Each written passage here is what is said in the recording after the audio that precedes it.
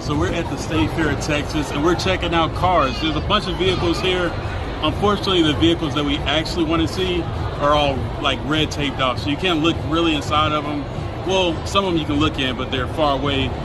But you can't touch any of the nice cars, anything that you really want to see, like the electric vehicles that are coming out.